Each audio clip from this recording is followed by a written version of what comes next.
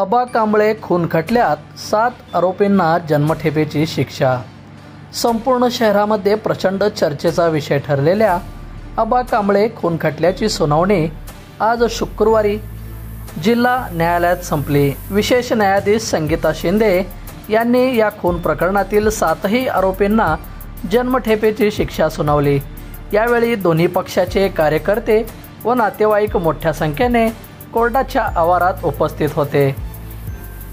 सुरेश उर्फ गामा अभिमन्यू शिंदे, रविराज दत्तात्रय शिंदे, अभिजित उर्फ गणेश चंद्रशेखर शिंदे, प्रशांत उर्फ अप्पा पांडुरंग शिंदे, निलेश प्रकाश महामुने, तौसिफ गुडुलाल विजापुरे, नितीन उर्फ ईश्वर भालचंद्र खानोरे अशी जन्मठेपेची शिक्षा झालेल्या आरोपींची नावे आहेत। कोल्हापूर जिल्ह्यातील जिल्हा व सत्र न्यायाधीश श्रीमती शिंदे मॅडम यांनी आज रोजी आबा कांबळे खून प्रकरणातील आरोपी सुरेश शिंदे, रविराज शिंदे, अभिजित शिंदे, प्रशांत शिंदे, निलेश महामुनी, तौसिफ विजापुरे आणि विनीत खानोरे या सर्व आरोपींना खुनाच्या अपराधाखाली दोषी धरून जन्मठेपेची शिक्षा सुनावलेली आहे।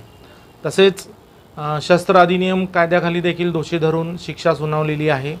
तसंच बेकायदेशीर जमाव जमवून निगरूनपणे खून केला या बाबतीत देखील दोषी धरून शिक्षा सुनावलेली आहे। याबाबत थोडक्यात हकीकत अशी की दिनांक 7/7/2018 रोजी मयत आबा कांबळे हा मोबाईल गल्लीच्या समोर त्या ठिकाणी दर्ग्याजवळ उभारलेला असताना सरस्वती बुक डेपोजवळून 2 आरोपी, राज फर्निचरकडून 3 आरोपी आणि या 5 जणांनी येऊन त्या ठिकाणी आबा कांबळेच्या मानेवर सर्वप्रथम वार केला। आबा कांबळेला पळायला जागा न राहिल्यामुळे तो मोबाईल गल्लीमध्ये पळत सुटला। त्यावेळेला समोरून गामा पैलवान व त्याचा इतर साथीदार त्या ठिकाणी आले आणि या सर्व 7 आरोपींनी त्या आबा कांबळेला त्या ठिकाणी आबा कांबळे पाय घसरून त्या ठिकाणी पडलेला असताना त्याला कोयत्यानं गंभीररित्या जखमी करून त्याचा खून केलेला होता। जवळपास आबा कांबळेच्या शरीरावर 56 जखमा या ठिकाणी झालेल्या होत्या। पोलिसांनी या घटनेचा तपास करण्यापूर्वी यातील मैताचा भाचा शुभम धुराव यानं फौजदार चौडी पोलीस स्टेशनला फिर्याद नोंदवली असता पोलीस निरीक्षक संजय जगताप आणि त्यानंतर त्यावेळचे ACP मॅडम दीपाली काळे मॅडम डॉक्टर यांनी या गुन्ह्याचा तपास करून न्यायालयामध्ये दोषारोपपत्र दाखल केले होतं। सदरचा खटला सिद्ध करण्यासाठी आरोप सिद्ध करण्यासाठी सरकार पक्षाच्या वतीने एकूण 28 साक्षीदार तपासण्यात आले। त्यामध्ये 2 नेत्र साक्षीदार होते की ज्यांनी ही सदरची घटना आपल्या डोळ्यांनी पाहिलेली होती। त्यातला एक साक्षीदार जो होता तो साक्षीदार ऋतुराज शिंदेच्या खून खटल्यातील आरोपी होता आणि दुसरा साक्षीदार हा मयत आबा कांबळे याचा मित्र होता। त्यांनी या ठिकाणी जी घटना डोळ्यानं त्यांनी पाहिली त्या घटनेची सर्व हकीकत न्यायालयामध्ये या ठिकाणी सांगितलेली आहे। त्याच पद्धतीनं त्या घटनास्थळावरून जे CCTV फुटेज इतर 2 दुकानातून प्राप्त करून घेण्यात आले होते ते CCTV फुटेजेस आम्ही न्यायालयामध्ये सादर केले। त्यानंतर CCTV फुटेजेस आम्ही फॉरेन्सिक लॅबला पाठवले होते की जेणेकरून त्याच्यामध्ये कोणत्याही पद्धतीची छेडछाड करण्यात आलेली नाही आहे त्याचा पुरावा सरकार पक्षाच्या बाजूने आलेला होता। या सर्व आरोपींना अटक केल्यानंतर आरोपींचे कपडे जप्त करण्यात आलेले होते। त्या कपड्यांवर रक्ताचे डाग होते। रक्ताचे डाग कपड्यांवर असल्यानंतर ते सिद्ध करण्याची जबाबदारी आरोपीवर जाते की त्यांच्या कपड्यावर रक्ताचे डाग कसे आले। रक्ताचे कपडे आम्ही फॉरेन्सिक लॅबला पाठवले होते ते मानवी रक्त असल्याचं आणि आबा कांबळेचं रक्त असल्याचं पुरावा त्याचा रिपोर्ट आम्ही न्यायालयामध्ये सादर केला।